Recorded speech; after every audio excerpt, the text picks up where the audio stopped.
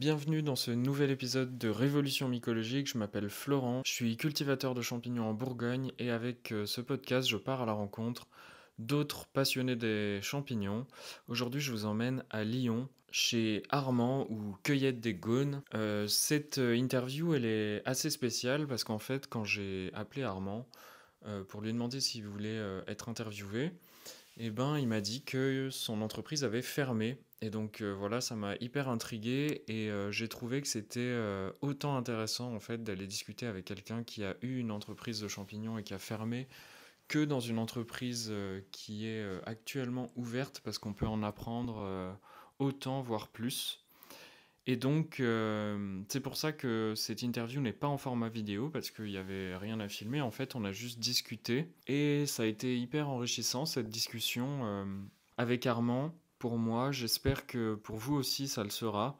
Il nous fait un peu un historique de son projet, de comment il est arrivé là-dedans, et puis de ce qui s'est passé, en fait, pour qu'il ferme après quelques temps d'activité.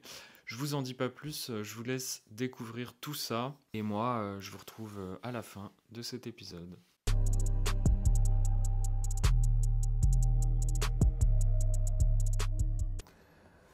Si tu veux, on peut commencer, mais en fait on peut juste continuer à discuter.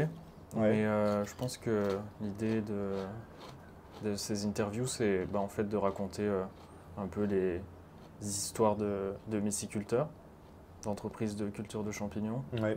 Voir quand est-ce que ça a commencé et puis pourquoi t'es allé là-dedans, comment ça s'est passé et dans ce cas-ci, pourquoi t'as fermé. Voilà. Et du coup, ouais, qui tu es déjà? Du coup, let's go. Moi, j'appelle Armand.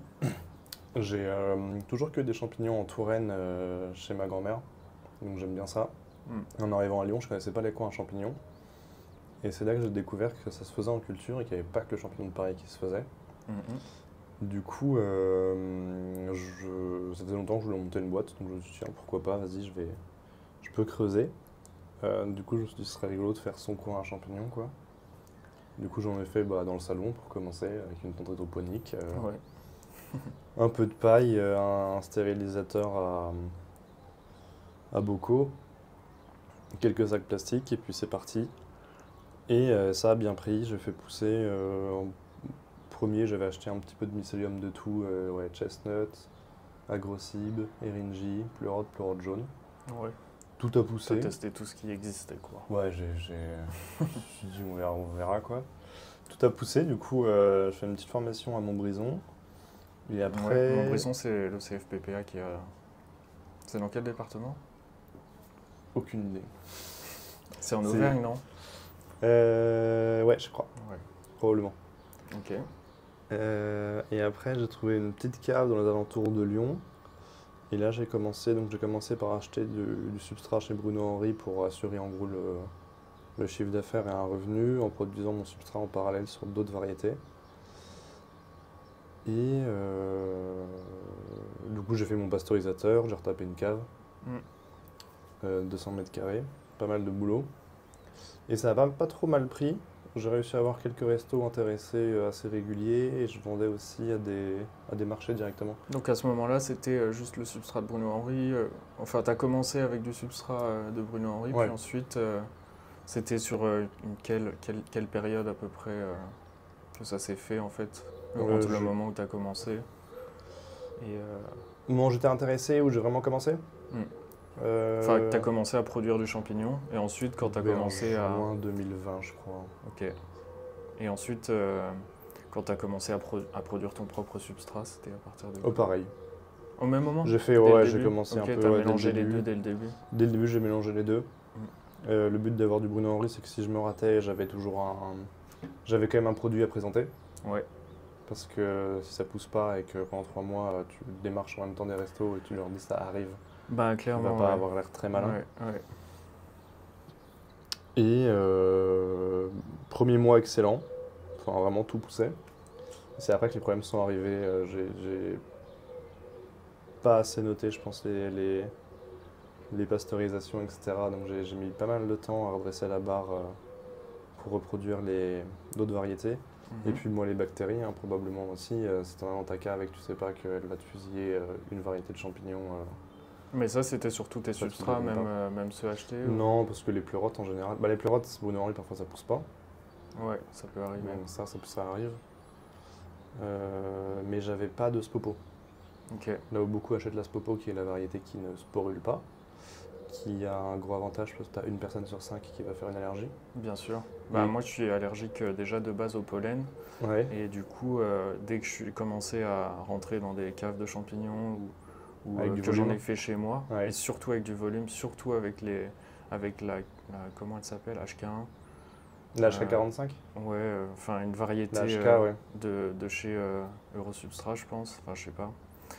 Et bah, je le sens direct en fait. Donc moi, je porte un masque depuis le début, quoi. Ah ouais, Depuis la première minute. Moi ça va, je suis pas du tout sensible. Ouais. Après, j'ai jamais forcé, j'ai toujours été ramassé, je les ramasse bien avant que le chapeau se relève. Parce que si jamais je me dis c'est bon, je suis pas allergique, c'est la meilleure façon de créer une allergie. Ouais, clairement. Du coup, j'ai bien fait gaffe. Je sais pas si t'en veux. Ouais. Et donc les sports, ils ont créé un souci non, moi aucun. Non, aucun. Et j'ai vraiment pas eu de problème. J'en ai pas mal de producteurs qui ramassaient pas le week-end ou qui faisaient pas gaffe durant une journée ou qui ramassaient pas assez serré, qui ont eu les trucs des poumons là où tu craches des molars. Il paraît que c'est pas très agréable. Ouais. Et du coup, c'est pas l'allergie, ça. Non. C'est une réaction du corps au sport. Un excès de sport. Ouais.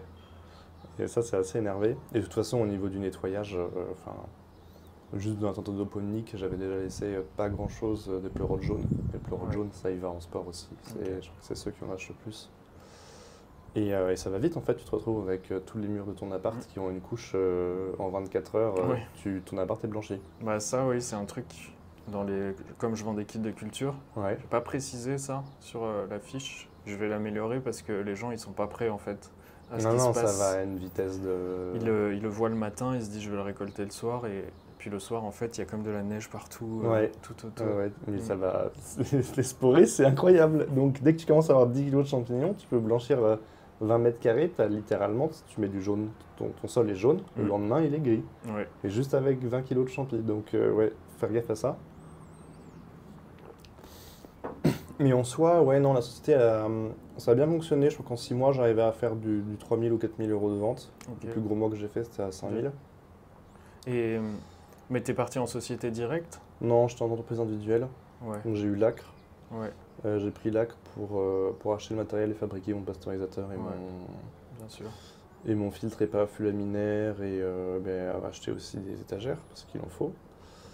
Faire quelques cloisons du coup pour séparer les salles de culture. Parce que du coup il faut une salle ventilée pour la pleurote. Ouais. Et une sans ventilation ou quasiment aucune pour à peu près toutes les autres variétés en fait. Ouais, t'avais 2 salles en fait. Ouais, j'avais 2 salles. Donc, 2 salles, une salle d'accu, un labo et un espace de pasteurisation. Et tu peux me dire un peu plus sur le lieu que tu as trouvé? Qu'est-ce que c'était C'était à Rieux-la-Pape, le fort de Vancia, ça s'appelle. Ouais. Donc un espèce de vieux fort vauban, et dans le fort, ils avaient fait un bunker pour réhabiter le fort au moment des premiers obus. Et du coup, moi j'avais le bunker. Donc 2 salles de 80 mètres carrés et un petit espace. C'est la commune qui te l'a loué C'est la commune qui me l'a loué, oui. Ok.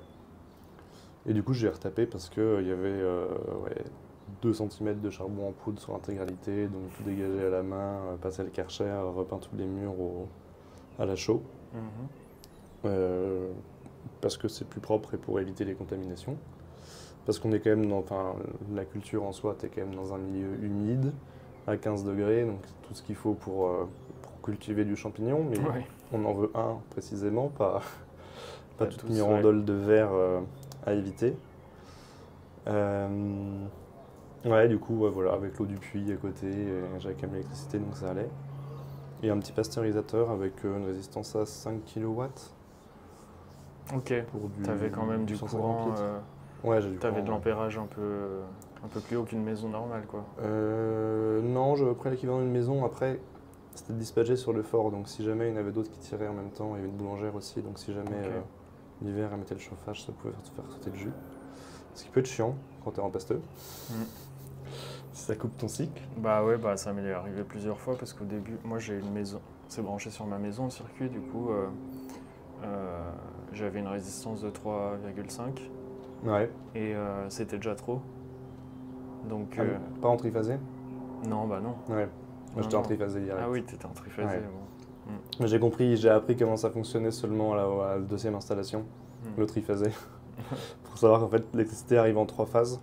Donc si tu prends du 36 kW, en fait tu vas avoir 3 phases à 12.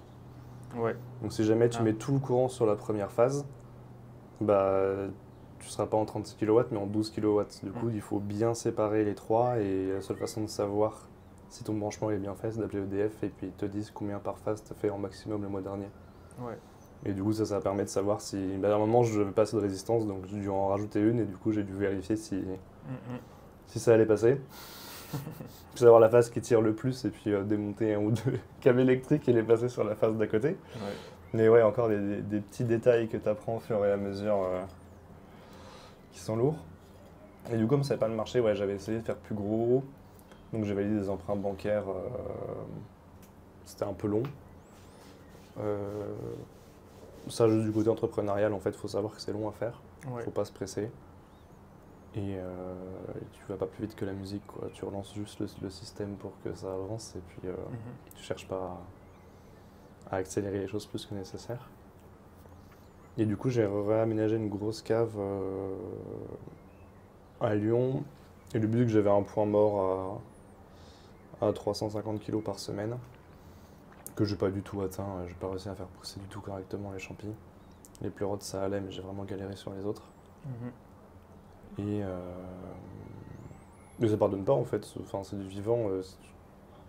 Si ça pousse pas et que tu as 3 semaines pour voir qu'il y a un problème, bah, en gros tu as un mois où il n'y a rien qui a poussé. Enfin, au bout d'un mois de production, le mois suivant va pousser. Ouais. Ça veut dire que tu as fait une bêtise et que tout le mois suivant qui est en cours de production et en cours d'incubation est raté. Donc tu sautes 2 mois. Et si tu as un loyer, un prêt Si tu as un loyer, après à rembourser, et des clients qui attendent et qui du coup te disent bon, tu commences à nous saouler, dire que ça arrive et ça arrive pas, bah autant dire ça s'écroule à une vitesse de dingue malgré tout le boulot qui a été fait. Donc ouais, un peu bizarre sur la fin, en mode les 3 dernières années. Bah, j'ai beaucoup appris plein de choses quand même. Non, bah c'est une aventure entrepreneuriale, même si même si tout le monde ne le voit pas comme ça, mais moi je le vois comme ça, donc... Mais complètement, ouais. Et si ça à refaire, ouais, en fait, pas être trop gros, ça sert à refaire, rien. tu ferais quoi? Une petite cave. Maintenant que j'ai de l'expérience, je serais beaucoup plus optimisé et je serais beaucoup plus exigeant sur la qualité du local. Notamment, je ferais du roll direct pour éviter la manutention. Quand tu as ta paille ou ton substrat, tu vas le prendre, le déplacer en incubation, le reprendre sur un roll qui roule pour le remettre en salle de culture et les reprendre pour les remettre sur ton chariot de transport pour les ressortir et du coup tu vas les soulever 4 fois alors que si tu as un roll, tu mets le roll en incubation, puis en culture, puis tu le sors. Donc ça c'est nécessaire, c'est extrêmement frustrant sinon et quand tu te réveilles le matin tu te dis que tu vas passer toute ta journée à faire ça et c'est vraiment juste passer des sacs d'un endroit à l'autre. C'est vraiment pas motivant. Ce qui est faisable quand tu as une toute petite prod, mais dès que tu veux augmenter... Ouais, ça peut être faisable avec une petite prod ou alors si le bâtiment est bien fait ou si tu as des couloirs larges. Ça c'est con, mais comme on est en cave, souvent les couloirs sont pas larges. Du coup tu as des outils de manutention ou des rolls où tu vas pouvoir circuler que en brouette, ce qui est assez petit. Et moi en l'occurrence, le passage sur la première cave, le passage le plus étroit, il faisait 72 cm.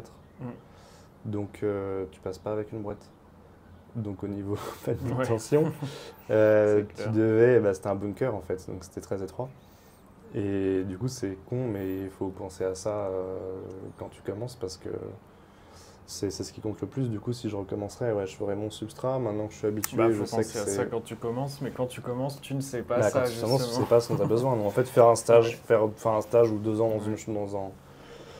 dans une championnière ou dans ce qui t'intéresse d'ailleurs, si c'est pas le champignon, mais l'expérience c'est essentiel. Ça n'a pas de prix et t'économises de l'argent parce que tu vas te planter à acheter un truc trop grand et tu as oublié de mesurer la taille de ta porte. Ou alors dans ton couloir, tu peux pas prendre le virage complètement, donc en fait tu coinces ton chariot qui est trop long. C'est des trucs, c'est juste ça quoi. Ouais, c'est des trucs un peu bêtes comme ça, mais... Et t'économises beaucoup de temps de travail juste si tu as un emplacement un tout petit peu mieux ou tu as réussi à avoir un truc un peu mieux. Je me répète. Mais si je recommençais, je ferais plus de pleurotes, parce que ça reste le champignon le plus simple. Ouais, du coup un peu plus rentable quoi. Pas forcément plus rentable, mais il te permet d'être beaucoup plus régulier avec beaucoup moins d'efforts. Ouais. Et le cycle aussi, il est beaucoup plus rapide. Ouais, le cycle est rapide. S'il y a moins d'humidité... si tu as un petit échec, c'est beaucoup plus rapide à corriger aussi qu'un shiitake où tu l'as incubé pendant des mois et puis tu vois que ça fonctionne pas et tu fais mince. Alors le plus gros problème du shiitake, c'est aussi la surface parce que... clairement, c'est pour ça que j'en fais plus en fait. Tu passes de 3 semaines d'incubation à 8 semaines pour les shiitake qui poussent bien et qui se conservent bien. C'est simple, de 3 semaines à 8 semaines, faut multiplier par 3 ton espace. Donc si tu passes d'une salle d'incubation à 10 mètres carrés, ou si tu t'en prends bien, tu peux mettre quasiment, je crois, 2 tonnes, je dirais, en roll. Donc si tu fais du shiitake en 10 mètres carrés, tu vas mettre 700 kg de substrat. Donc 700 kg de substrat sur 8 semaines, ça fait 100 kg de substrat par semaine, ça fait 20 kg de champignons. Comparé à la pleurote où tu as 2 tonnes pour 3 semaines, où du coup tu vas leur dire 700 kg de champignons et qui vont te donner à pousser 150 kg de champignons, bah oui, mais tu fais de la pleurote. Ouais, clairement. Voilà, terminé.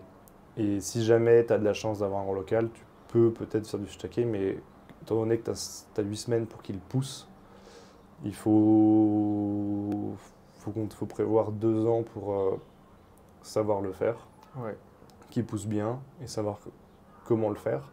Donc, commencer par de la pleurote. Mais c'est un peu un business plan qui ressemble à ce qu'on ferait si on fait de la bûche en fait. Parce que c'est hyper méga lent aussi la bûche. Donc quand tu commences, en fait, tu vas avoir tes premiers revenus plusieurs mois plus tard.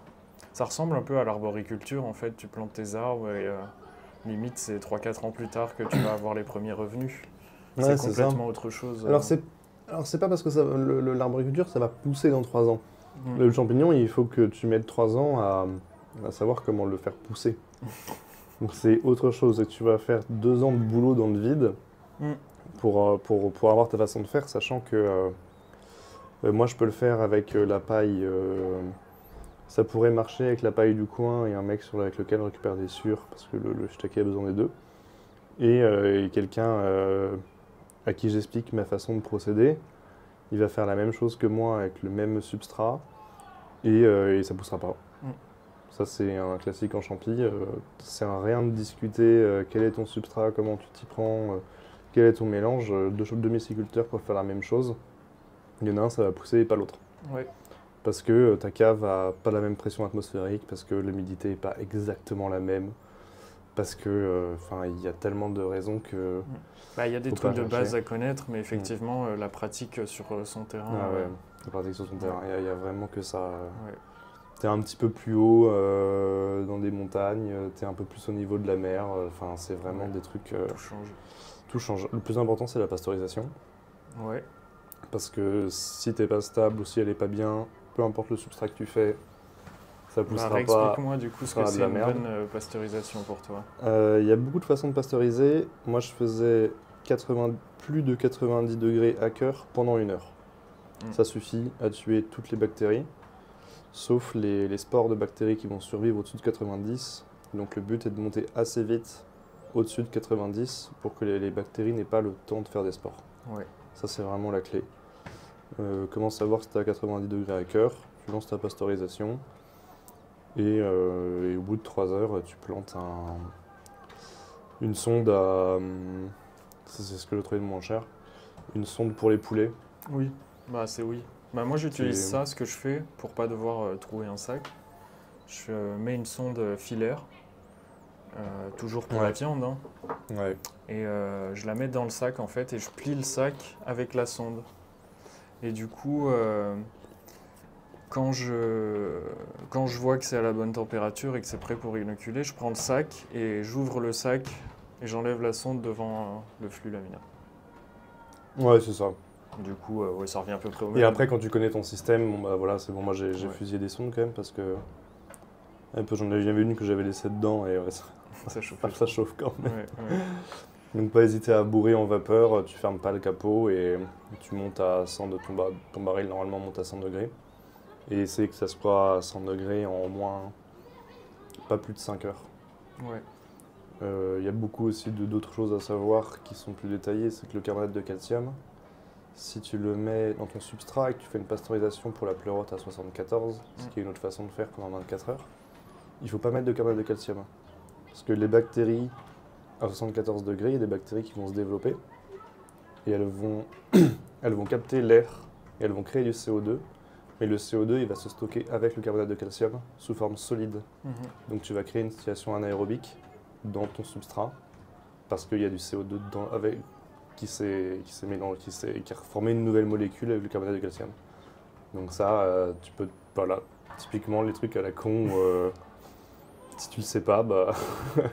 Et donc la seule façon de libérer le CO2, c'est de dépasser 90 degrés pendant 1 heure. Et là, le CO2 se relibère et quand tu remélanges ton sac, il sort du sac et du coup, il y a de l'air respirable à l'intérieur du sac et ton champignon ne va pas s'étouffer. Parce que le CO2, même s'il est de forme solide, il compte en CO2. Donc, Bah oui, bien sûr. donc pas bien sûr, c'est comme du charbon, t'as envie de dire, c'est pas évident. Ouais. Mais c'est là, et si tu le sais pas, bah tu vas douiller. Donc ouais, pas mal de détails comme ça. Mais du coup, ouais, j'en ai appris quand même énormément. Donc maintenant, ouais, si on repart sur la façon dont je m'y prendrais, je viserais 5 restos, pas besoin de plus, réguliers, qui tournent bien, qui peuvent commander 10 kg de champignons par semaine. Si t'es bon et tu fais 50 kg de pleurote et 20 kg de 2 autres variétés, qui vont se vendre un peu plus cher, tu peux facilement tourner à 3-4 000 euros par mois. Il faut que ton loyer soit pour ainsi dire gratuit, c'est obligé dans l'agriculture parce que le marché agricole du supermarché, c'est des Polonais qui font de l'industrialisation, c'est des usines qui font 10... C'est quoi les chiffres? C'est 10 tonnes jour, je crois, les usines, 10 à 20 tonnes jour. Les usines de champignons de Paris en Europe. Pas du tout les chiffres. Ouais. tu peux pas lutter au niveau du prix, donc tu es obligé. Et de toute façon, normalement, le marché agricole est limité au niveau du prix. Et puis il y a pas mal de locaux un peu insalubres, donc il n'y a pas trop humide, ou il va falloir vachement les bosser pour pouvoir les réhabiliter à un habitat humain. Donc ça se trouve, il faut prendre son temps, il faut les trouver. Ouais, et puis voilà, en fait, tu fais, si tu arrives à produire, c'est un bon pasteurisateur, tu fais 2 sessions de 250 kg de pasteurisation, c'est 2 matinées, 2 lardages, 2 après-midi, et donc tu fais un marché, voire 2 marchés par semaine. Un marché par semaine, tu livres tes restos, tu produis un peu plus en hiver pour vendre à d'autres gens qui font des marchés, ça marche assez bien. C'est un peu long à lancer parce qu'au début les gens ne sont intéressés que par la pleurote. L'année suivante, tu rajoutes le shiitake parce que si les clients ne connaissent pas, ils vont jamais acheter de shiitake. Donc quand ils en ont marre de la pleurote, tu rajoutes du shiitake à côté. Et au bout de 2-3 ans, bah, tu rajoutes du chestnut ou de l'erinji, mais c'est long à mettre en place. Du coup, il n'y a absolument pas besoin de forcer à faire 5 variétés pour donner du choix. Tu n'as besoin qu'une variété au début, la plus simple. Le temps de te faire la main sur ton mélangeur, sur la manutention, sur juste le temps de récolte. En fait, au début, moi, au début, je ramassais 5 kg à l'heure. Aujourd'hui, je ramasse 100. Si ça pousse bien régulièrement et que j'ai pas 40 km à faire au fond de ma cave parce que je pense à des agriculteurs, à certains qui font 1000 m², les 100 kg sur 1000 m², le temps de faire le tour, déjà, il s'est écoulé 1 heure. Mais si ça pousse parfaitement sur un roll, je sais pas s'il reste des photos sur mon ancien Instagram sur Cueillette des Gaunes, mais quand tu as un roll de 300 kg de substrat, tout est ramassé le même jour parce que ça a parfaitement été inoculé et tout le lot a été dans les mêmes conditions en permanence. Enfin, c'est ramassé super rapidement. Mais effectivement, les gens qui passent qui n'ont pas la main, ils vont le prendre, ça va tomber par terre parce qu'il y a un petit coup de main pour le tenir, mais pas abîmer les bouquets de pleurotes. Et après, ouais, voilà, tu peux varier, tu peux de temps en temps faire un peu de jaune si ça amuse certains, parce que le goût est très différent au niveau de la pleurote jaune. Mais elle est beaucoup plus légère, par exemple. Donc, faut pas trop. Ça, c'est un peu agaçant. Oui, c'est vrai. Mais elle est délicieuse. C'est de mes préférés. Et après, le but aussi de ne pas trop en avoir, c'est que ça limite la casse au niveau des moucherons. Des moucherons à mycélium, c'est le vrai problème. C'est que du coup, ils baladent les Tu tournerais à combien de volets à peu près? Parce qu'une des solutions pour limiter les moucherons, c'est de diminuer le nombre de volets. Quand tu fais, franchement, les pleurotes, j'avais 25% de ramasse. Si ça permet d'avoir ça permet d'avoir que un local de 100 mètres carrés, ça sert à rien de faire 2 volets. Ouais, parce que tu vas encore occuper de la surface plus longtemps, tu peux avoir des chances de bactéries, les moucherons se développent en 15 jours. Donc tu rajoutes des problèmes. Le shiitake, c'est beaucoup plus résistant parce que du coup ça fait sa petite couche protectrice autour. Ouais. Tu peux garder ça plus longtemps. Mes pleurotes, moi, j'avais 25% en première pousse. Je faisais une deuxième volée de temps en temps, mais le truc c'est que quand tu ramasses le deuxième volée, au lieu de passer, tu ramasses 1 kg en un coup de main, la deuxième volée, tu vas ramasser 200 grammes en 3 coups de main parce qu'il y a 3 pleurotes séparées qui vont pousser, donc en temps de manutention, c'est beaucoup plus élevé. Et quand tu commences à faire 100 kg par semaine à mettre en barquette, bah, si tu fais 100 kg à coup de 200 grammes ou 100 kg à coup de 1 kg, le temps passé déjà, tu as 10 heures de plus de manutention.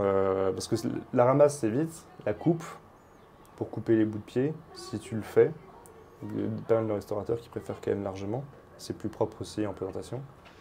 Ça c'est chronophage. Ouais, vraiment, je me rends compte ça quand tu passes sur une deuxième volée, tout simplement, même pas besoin d'aller à 3 ou 4. Je passe des heures à couper des pieds de pleurotes, alors que sur les grosses grappes de la première volée, c'est un coup de couteau, hop, c'est fini. Voire même pas. Ouais, les restos, à la fin, je leur demandais si ça les dérangeait. Et j'étais en pellet. Mais ça dépend de la taille du trou que tu fais. Ouais. Parce que si tu fais des gros, ok, il y a plus d'espace, c'est plus aéré pour que ça sorte, mais par contre, tu te retrouves avec un gros bout de sciure derrière, ou de paille, ce que tu veux, de substrat. Et si tu fais un petit trou, ça va plus forcer pour sortir, mais par contre, ouais, forcément, il n'y a rien quoi, derrière, c'est facile. Mais même moi, j'en avais certains qui me disaient en fait, on s'en fout, on prend tes grappes, on les recoupe.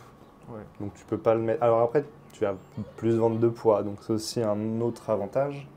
Mais tu peux aussi baisser ton prix pour être au même prix que tes concurrents de grande surface. Sauf qu'en fait, tu laisses un petit peu plus de poids et encore. Mais ça dépend des clients.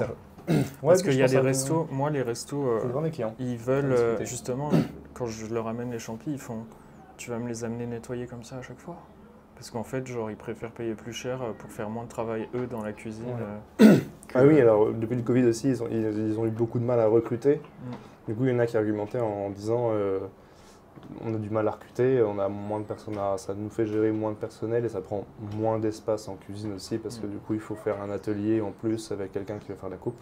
Ouais. Donc, il y en a pas mal qui préfèrent.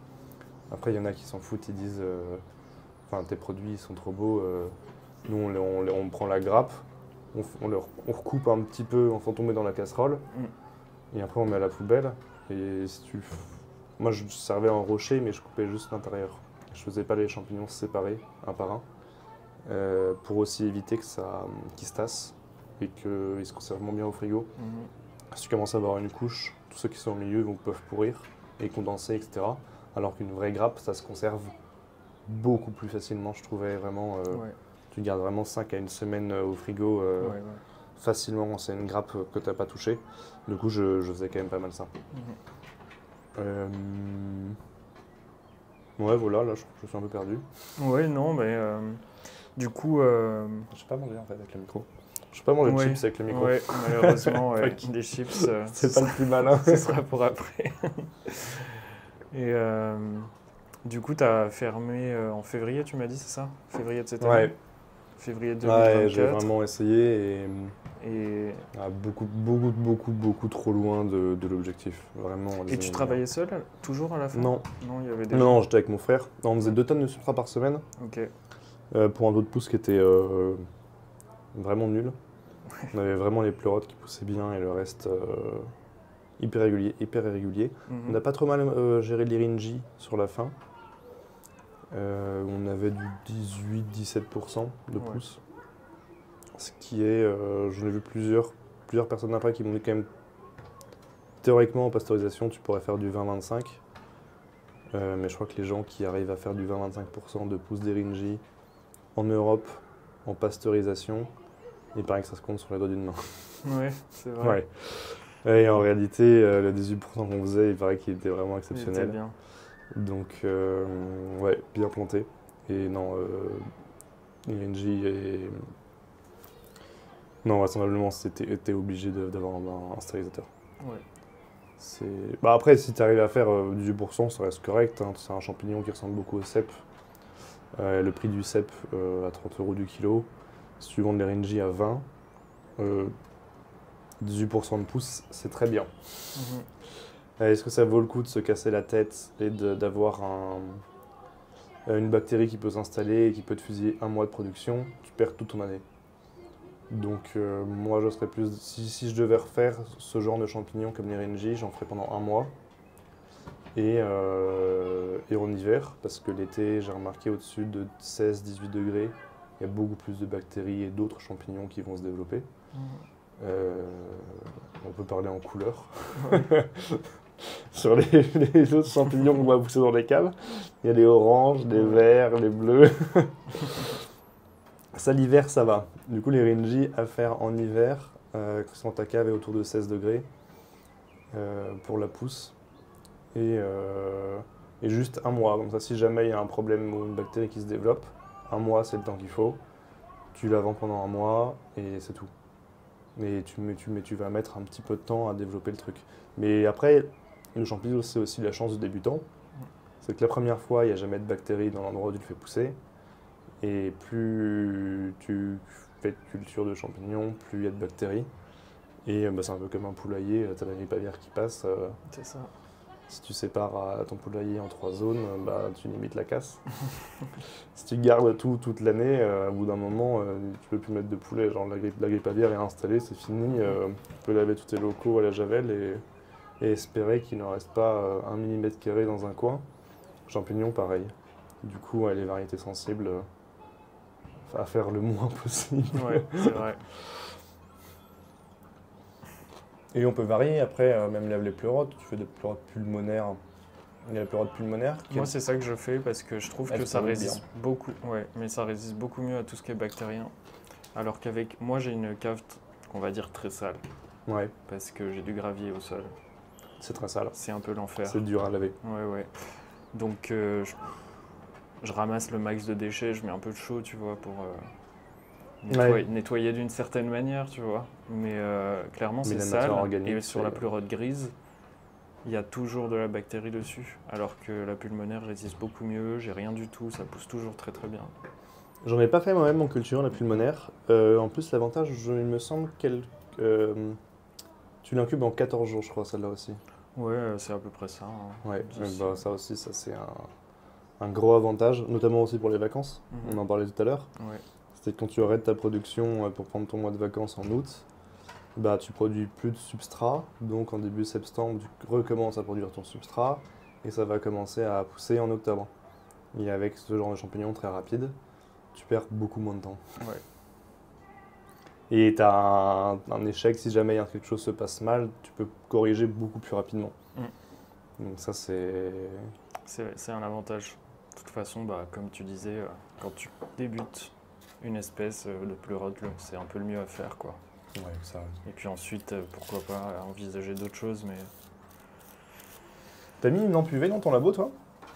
Non, mais ça m'arrive j'en ai une, et ça m'arrive de l'allumer et de partir et de la laisser un petit moment.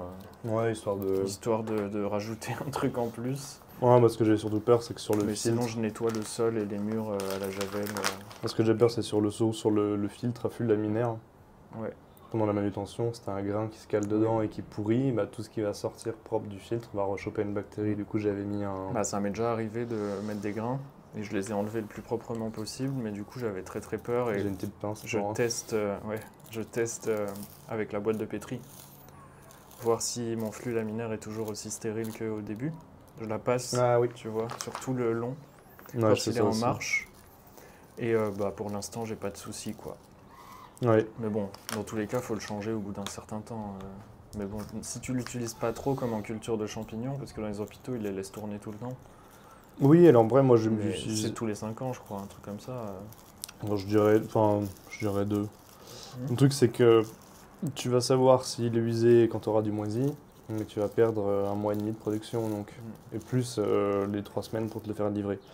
Donc, ouais, je dirais tous les 2 ans.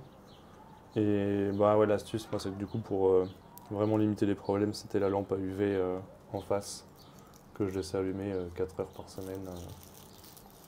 Ça, au moins, s'il y a un truc, ça meurt. Ouais. Ça, c'est les petites... Ça limite la casse. Ça coûte pas très cher, d'ailleurs, les lampes UV. Bah non, hein, ça coûte... Moi, c'est une lampe UV qui sert à la désinfection de quoi? Aquarium, non? Je sais pas, non, bizarre. Bon. Pour la viande aussi, non? Ils s'en servent pas pour la viande de ce truc-là? Peut-être, mais en tout cas, ouais, ça coûte rien, hein, c'est une petite lampe. C'est bien pour nettoyer la surface du filtre, quoi, parce que tu peux pas te toucher techniquement. Non, faut pas, ouais. Pas toucher du tout. Ouais. Ça m'arrive de mettre un peu d'alcool aussi. Je mets un petit coup d'alcool comme ça. Après, je le rallume. Je laisse tourner 20 minutes, histoire de sécher. T'as une grille devant? Ouais. Ouais. Ça, c'est pareil à faire soi-même. Hein. Je crois que le mien, il m'a coûté... Alors, j'ai un peu raté parce que la première cave, comme elle était à l'abandon depuis 50 ans, elle paraissait saine. Et quand je l'ai nettoyée, en fait, bah, c'est un Fort Vauban, donc le toit est en terre. Ouais. Et moi, j'étais en 1 et du coup, il y avait encore un étage au-dessus. Et encore au-dessus. Et même si c'était du béton, par contre, tous les placos que j'ai mis pendant 2 mois, tout a pourri. Si je mettais une planche en bois à l'intérieur, le lendemain, elle était moisie. Okay. Une planche en bois. Donc les premières pailles que j'ai reçues, je les ai mis dans la cave. En 3 jours, toutes les pailles étaient pourries. Et au bout d'un moment, à force de ventiler en permanence pour les champignons déjà, parce que les pleurotes ont besoin de ventilation, ça a fini par s'assainir, mais du coup, tous les premiers placos que j'ai mis ont pourri. Mes premiers bois pour fabriquer la haute à flux laminaire, je les ai posés dans la cave. Le lendemain, je reviens, ils avaient déjà du pourri qui se développait dessus, en une nuit. Du coup, j'en ai racheté, j'ai mis un coup de lasure, j'ai repeint. Le lendemain, je reviens pour la deuxième couche de peinture, il y avait du pourri qui traversait la peinture. Et du coup, la troisième fois, je me suis repris. Mais ouais, moi je l'ai fabriqué et du coup, j'ai mis 2 pré-filtres. Ouais. À l'intérieur. Moi, si je le refaisais, je ferais ça. Mais moi, c'est vraiment, j'ai pas de préfiltre, c'est le filtre à particules, quoi. Ah ouais, moi j'ai mis un G4, un H et un G, je crois. Non, un H, un G. Un ventilo assez puissant, parce qu'en fait, il faut vraiment une puissance de un malade. Ventilateur de 1200 m3 à l'heure sur un site spécialisé dans les hottes de cuisine. Ouais. Oui, non, mais c'est ça qu'il faut. C'est vraiment du bricolage de partout. Mais... Ouais, un ventilo qui soit assez puissant, 1200 m3, ça se trouve, mais il faut qu'il puisse tirer à travers tous ces filtres, quoi. Surtout si tu rajoutes du pré-filtre. J'ai demandé... Alors, c'était des filtres à poche, les pré-filtres. Ok. Du coup, il y avait une grosse rétention, et puis j'ai demandé... Alors, il faut faire attention à ça aussi, ça c'est pareil, parce que si tu mets un ventilateur trop puissant, ça va déstabiliser la sortie d'air. Donc, au lieu que l'air soit droit, il va y avoir une zone où ça va surpousser, et du coup, ça peut créer des trous d'air où les bactéries où les poussières vont tomber à l'intérieur, ça va créer des trous d'air. Donc il faut que ton ventilateur corresponde à ton filtre. Et mais ça, j'avais trouvé un YouTube américain ou néo-zélandais, je sais plus, qui expliquait ça. Donc j'avais fait un petit calcul et puis j'avais redemandé à la société à qui j'avais acheté les filtres. Et si je le refais, en fait, il n'y a pas besoin de beaucoup de pré-filtres. Un G4 anti-poussière, ça suffit. Parce que au bout d'1 an et demi d'utilisation, le G4 était tout noir. Mais moi, je commence à me dire que ça chiffre vite, en fait, quand tu le fabriques toi-même, en vrai. J'en ai eu pour 800 balles. Ouais, bah justement, c'est assez haut comparé au prix. Après, il faut voir la qualité, mais au prix que tu peux avoir sur Alibaba. Faut te faire livrer sur Alibaba. Hein. Oui, il faut te faire livrer, mais en fait, c'est tellement pas cher à la base que Ils en vendent? Ouais, et moi, genre, j'en ai vu un à la Mycosphère, que tu Ouais. connais peut-être. Bah, en fait, lui, pour son labo, il a acheté un de 3 mètres par 1,50 m de haut, Ouais. pour en faire vraiment un mur, quoi. Ouais. Et livré de Chine directement. Ouais, et ça marche très Moi, j'en bien. ai eu pour 800 balles et du coup, avec. J'ai fabriqué en comptant le caisson, la table que j'avais fabriquée, Ouais. le filtre, les 2 pré-filtres, le bois à la peinture et le ventilateur. Ouais. Et j'avais un 1,20 m sur 60. Oui, le Donc un bon classique, espace. Ouais, donc pareil que moi. mais ça a monté quand même pas mal depuis. Mais au final, ça reste. Enfin, pour ce que c'est, je trouve que ça Oui, va. ça reste Ça reste raisonnable. une Bah, c'est grosse sûr que dépense. comparé aux hottes de labo qui sont à 3000 balles. Non, le plus important pour trouver des astuces, ça reste les étagères. Oui, Les c'est vrai. étagères, Les ça étagères, chiffre c'est à le une plus cher. vitesse au mètre. Tu te retrouves à payer entre 50 et 100 euros, quoi. Ouais. Donc les rolls que j'avais achetés à 100 balles, en plus de la manutention en moins, ils étaient moins chers que les étagères que j'avais achetées. Et là, le coût des parpaings est pas mal. Il y a pas mal d'astuces. C'est pas mal les parpaings, mais tu peux pas les rouler, les parpaings, du coup. Ouais. Et nettoyer, je le fais bien quand je vide tout, Ouais. parce que j'y vais au Karcher. Je vais nettoyer l'intérieur des parpaings et tout au Karcher. Mais s'il y a des blocs dans la salle, je peux pas nettoyer au Karcher, quoi. Mais le gros avantage des parpaings aussi, c'est que c'est con, mais tu comptes vite en nombre de mètres d'étagères que tu fais. Et pour faire en tonnes par semaine, tu te retrouves vite à fabriquer 40 mètres d'étagères en longueur sur 5 niveaux. Ouais. Et du coup, j'en ai vu beaucoup qui faisaient en bois, où tu vas mettre des vis sur 5 niveaux, à les caler. Il y en a d'autres qui font du plastique, en faisant des trous dedans. Et j'avoue que les parpaings que j'ai vus dans la vidéo d'hier, là, tu te fais beaucoup moins chier à les fabriquer en fait. Ouais. Tu les empiles, tu mets tes tiges, il n'y a pas de vis, il n'y a pas Y a de rien, surplus. ouais. Et en fait, ça, c'est. Les astuces étagères, c'est dans chaque champignonnière à la Il y sienne. a un truc C'est différent. assez rigolo. Et je crois que les barbins, c'est tout con. Alors, effectivement, à laver, c'est peut-être un peu plus casse-pied et encore. De toute façon, Ça tu va. laves quand c'est vide et quand c'est Après, vide, tu montes le l'avantage du Karcher. parpaing, c'est que c'est neutre. Enfin, ça va pas pourrir, quoi. C'est du Ouais. ciment, quoi. Parce que le bois, par exemple, c'est organique. Ouais. Donc, dans un milieu humide, c'est pas le mieux. Ce qui est pas mal aussi que j'ai vu hier, qui est un truc assez classique, c'est la ferraille soudée. Bon, après, t'as le problème que ça rouille et t'as de la rouille sur tes blocs. Ouais, non, oui, c'est dégueulasse. Sachant que normalement, tu dois laver le sol à l'eau. Alors, quand tu as les graviers, justement, la matière organique, elle va se faufiler dans les graviers, c'est pas propre. Et ce qu'il faut normalement, c'est une surface en béton plate en dessous pour pouvoir passer des spatules avec de l'eau. Parce que du coup, si tu passes le balai, il va toujours rester de la matière organique. Et si tu passes juste un coup de spatule avec de l'eau au sol, bah toute la matière organique va partir avec l'eau. L'idéal, c'est ça. Mais bon, c'est quasiment impossible de trouver un endroit où tu peux, avec l'évacuation des eaux. Ouais, c'est chaud, ouais. Et oui, pour revenir à ça, du coup, est 1 heure. Il y a une autre technique, du coup, c'est 74 degrés pendant 24 heures, mais ça, c'est exclusivement pour la pleurote. Quasiment. Tu parles de pasteurisation? Ouais, en pasteurisation. Et il y a une dernière technique, c'est tu mets ta paille donc, trempée dans un tube Ouais. et tu fais tourner. Et en fait, tu as une auto-pasteurisation sur 3 jours. Tu fais tourner de temps en temps. Sur 3 jours? Ouais, pendant 3 jours. Et du coup, la paille, elle va chauffer à cœur à 40 degrés. Mais ça va commencer à créer une situation anaérobique parce que les bactéries vont consommer l'air qui est à l'intérieur de la paille et ils vont créer du CO2. Donc il faut retourner pour pas que ça s'étouffe. Parce que les bactéries qui se développent en situation anaérobique vont créer des. Elles vont pas être méchantes en soi pour la pleurote. Par contre, elles vont créer des enzymes et des déchets de consommation organique qui vont être toxiques pour le champignon. Et c'est ça qu'il faut pas. Et du coup, tu fais tourner ton cylindre, ça remélange un coup le tas, il y a de l'air qui rentre, et tu fais ça pendant 3 jours. Il y en a qui arrivent, qui maîtrisent le process, et ça suffit. C'est une auto-pasteurisation. Et ça c'est un bon truc. Ça évite énormément de coûts, que ce soit électrique, tous les fils électriques, mettre un compteur, ta résistance. etc. Et ça, c'est une bonne technique à développer que j'ai jamais essayé, mais je sais qu'il y en a quelques-uns qui font ça comme ça. C'est une pasteurisation par anaérobie à aérobie, quoi. C'est un peu ça. Tu tues toutes les bactéries anaérobie, puis ensuite tu tues toutes les bactéries aérobie. Tu tues la moitié. Ouais. Elles peuvent commencer à digérer la paille, ce qui peut faire du bien aux champignons. Donc elles vont gêner le champignon parce qu'il y en aura certaines, mais en même temps ça lui facilite le boulot en digestion. Donc ça c'est exclusif à la pleurote et aux champignons de Paris. C'est comme ça qu'est cultivé les champignons de Paris. Même si les champignons de Paris c'est beaucoup plus compliqué. Et ça c'est une technique que je retravaillerai un jour. Parce que au niveau du coup des coûts de fonctionnement, tu vas te retrouver avec plus que tes étagères. Ta hotte affût laminaire, tu n'en as plus besoin pour la pleurote avec cette technique. Ouais. Et du coup, tu te retrouves avec juste des étagères et puis un gros cylindre.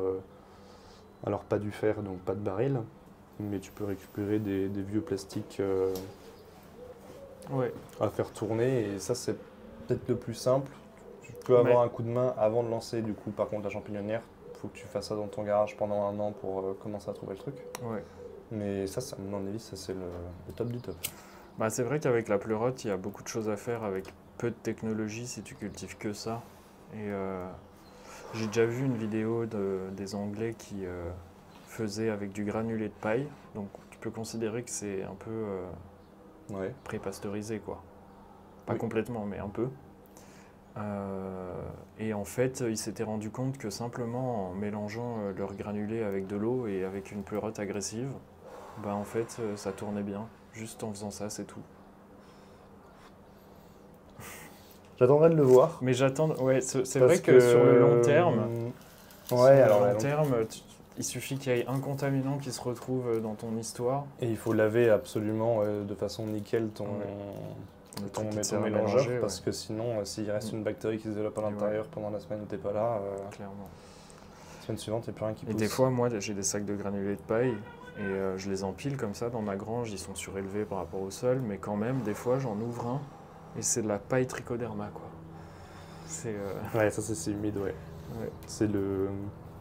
Ouais, ça j'avais galéré dans la première. Les sons de blé qui pourrissaient ou le soja. Parce que le soja, tu l'achètes par 25 kg. Et forcément, en petite production, tu vas pas en utiliser énormément. Tourteau, oui, tourteau. Il y a soja où il y a...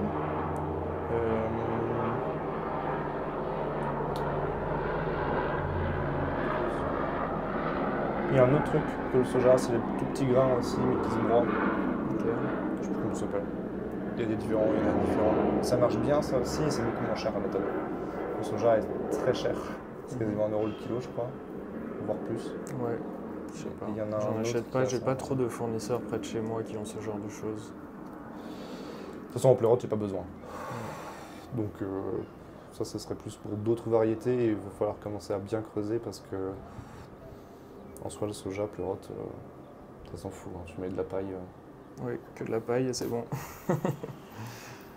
Que de la paille, et le jour où tu fais pousser de la pleurote avec que de la paille, tu peux en rajouter du son de blé, mais il n'y a pas besoin précédemment de faire ça, quoi. Mais quand tu supplémentes pas, tu peux limite te passer de hotte affluent laminaire si tu lardes avec assez de mycélium. Je le ferai toujours parce que tu peux toujours avoir une surprise, surtout l'été.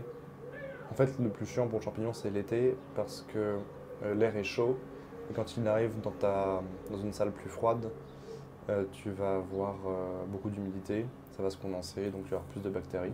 Donc l'été, c'est le plus chiant. Et si jamais tu as des bactéries qui se développent, tu peux dire c'est pas grave, j'ai économisé ma hotte affût laminaire. Par contre, tu te retrouves avec des bactéries dans des salles de culture et tu peux foutre en l'air tous les mois qui suivent et il va falloir faire un vide sanitaire et dégager des bactéries. Donc la hotte affût laminaire et les pasteurisations en 90, ça limite ce genre de choses qui vont arriver dans la vie d'un myciculteur. Forcément. Donc peut-être commencer comme ça la première année et puis si tu as les fonds, que ça représente 2000 € de pasteurisateur parce que tu as trouvé... ça fait 1 an que tu es sur le bon coin à regarder les petites occasions bizarres qui passent et tu trouves un vieux tank à lait à 200 balles dont quelqu'un veut se débarrasser et du coup tu vas acheter ça à 200 €. bon, bah, tu passes sur un pasteurisateurs parce que tu vas éviter beaucoup de soucis derrière. Mm. Donc si tu prends le temps de trouver du matériel pas trop cher, 2000 € pour éviter 1 mois et demi de perte, Ouais, et surtout de travail dans le vent, ça c'est très frustrant, c'est clair. bah tu mets les 2000 balles. J'en ai jeté des sacs. Ouais, En fait, je portais plus de sacs vers mon tas de compost que vers ma cave pendant un moment. C'était ça ça. c'est dur, et après, ouais, voilà. Si tu peux éviter ça, c'est pas mal. Non, ouais, là, le labo propre, C'est quand même important. c'est pas, Ouais, c'est pas à c'est pas négliger. perdu. C'est pas perdu du tout. Et puis ça limite aussi, ça permet de savoir s'il y a un problème, ça limite le champ des possibilités. Ouais. C'est un peu plus d'où va venir le problème. Et j'avais entendu, ouais, un mec comme ça, il avait, pendant 1 an et demi, ça fonctionnait bien. Ouais. Et un jour, ça poussait plus. En pasteurisation en 74. Et en fait, c'est son mélangeur à paille qui, dans un petit coin, dans un angle, avait une petite botte de 2 cm² de paille qui était restée là. Et il l'avait pas assez, qui pourrissait. Et donc dès qu'il remélangeait, il y avait un petit bout de pourri qui se mélangeait. Plus aucune pleurote qui pousse. Invisible. Tu le vois jamais. Ouais. Les bactéries, tu les vois pas. Et puis, au bout de 3 mois, il comprend pas et il paye un pro qui vient voir. Et, moi, j'ai l'ancienneté. Hein. Au bout d'un moment, on sait. Hein. Bah On oui. sait où il faut regarder en premier. Et ouais, il y avait un petit bout de moisi. Voilà. Terminé. C'est tout con. Il faut être propre. Donc, Bah ouais, c'est plutôt important. Et c'est vrai que les gens, je le vois avec les gens à qui viennent chez moi pour apprendre des trucs. Il y en a certains qui sont un peu réticents à tout ce côté de propreté.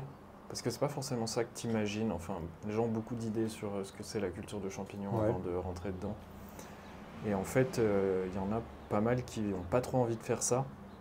Mais en fait, t'as un peu envie de leur dire, mais du coup, t'as peut-être pas envie de faire de champignons, tu vois, parce que c'est un peu ça, quoi. Le côté être propre tout le temps dans la culture Ouais. des champignons. Ouais, surtout le lardage. C'est pas le même concept de propre que tu as chez toi. Là, on parle de bactéries en milieu humide, des trucs complètement invisibles. Ouais. Même notre corps, hein, la moitié de notre corps, je crois que dernièrement, ils ont dit la moitié de notre poids, c'est des bactéries qui ne sont pas de notre ADN. Donc nos mains sont des contaminants qui peuvent tuer la pleurote au moment où elle se développe. Donc, Ouais, à partir du moment où tu as ça en tête, ce concept, ça change. Il y a un truc tout simple que j'ai fait au début parce que j'avais beaucoup de pleurotes qui fanaient en fructification, on va dire faner. Bah, j'ai arrêté de les toucher et ça a amélioré le truc énormément. Parce qu'au début, c'était vraiment le tout début, je les trouvais sympas, tu vois, et j'avais envie de toucher pour voir à l'état primordial. Et en fait, non. Pas du tout une bonne idée. Non, surtout au tout début en fait, quand on se lance, parce qu'il faut attendre 3 semaines pendant que ça se développe, puis on les ouvre, et puis ça pousse pas la première semaine, alors on a envie de toucher un peu, de savoir s'il y a un truc. Et non, il faut faire le minimum de choses, toucher le minimum. Chaque sac que tu touches, si tu appuies avec les pouces, tu peux casser du coup les ifs du champignon, donc les petites racines là, et juste ça peut déclencher des pousses. Donc, de toute façon, tu touches à rien. Le pire, pour moi, c'est le shiitake en incubation. Dès qu'il a colonisé et qu'il commence à faire sa croûte blanche, si jamais tu le touches et que tu le déplaces, il va commencer à faire des shiitake dans le sac. Ouais. Alors que tu lui demandes pas ça du tout, tu vois. Il faut vraiment jamais les toucher jusqu'au moment où ils soient prêts. Ouais. Le même jeu qu'il faut que la salle d'incubation ne varie pas en température. Sinon, ça peut déclencher des pousses. Donc, il y a pas mal de jeux comme ça. Shiitake, il y a ça aussi, quoi. Si t'as pas un substrat parfaitement rodé, parce que tu peux avoir un bon substrat qui va bien fonctionner durant l'hiver. Et en été, à chaque coup d'orage, en fait, ça va déclencher des pousses. Donc, avant qu'il finisse ses 8 semaines, il peut commencer à pousser à 5 semaines parce qu'il y a un orage et tu as perdu 2 degrés de température et ça a augmenté l'humidité de 10%. Et ça commence à pousser. Donc typiquement, faire de la pleurote. Ouais. Terminé. Ouais, Terminé. ouais. Les autres, c'est des chantiers. C'est des chantiers. Ceux qui y arrivent, ils ont fait ça Bah, pendant des un années, temps, hein. des années, des années. Et puis, ouais. Et ils n'ont pas touché le substrat. En fait, il faut faire mais quand il y en a un qui a un substrat qui marche et un procédé qui marche pas trop mal, il faut le faire pendant 1 an, 2 ans, 3 ans. Et si jamais il y a une surprise, bah, dommage. Mhm. Et si jamais ça marche, tu peux essayer d'améliorer. Mais le problème aussi, c'est que souvent, tu veux essayer de te dire ça va pas bien pousser, je vais rajouter de la supplémentation, mais tu n'as jamais vraiment de retour parce qu'à chaque saison, il y a d'autres jeux. C'est jamais vraiment les mêmes températures, etc. Et du coup, bah, tu sais jamais vraiment ce que tu fais. Donc, il faut vraiment être régulier pendant très longtemps Ouais, ouais. et pas craquer. Bon, ça fait quasi 1 heure qu'on parle. Du Ouais. coup, peut-être qu'on peut conclure. Et qu'est-ce que... Bah, c'est quoi tes projets maintenant? Est-ce que tu as des projets dans le champignon pour le futur? Non, Qu'est-ce que c'est? là non, je suis un peu calmé. Ouais, Euh, donc non, peut-être de l'entrepreneuriat. ouais, Mais non, c'était en liquidation, donc de toute façon là je peux pas. ouais. Donc non, calme, retourner un peu au salariat, je suis comptable à la base, donc je repars un peu dans la Ok. compta. Et voilà. Ok, Bon. bah, très bien. Un peu calmé, mais voilà, je partage Bon. l'expérience quand même parce que je pense que on en a dit pas mal. Et on peut éviter quand même quelques craqués.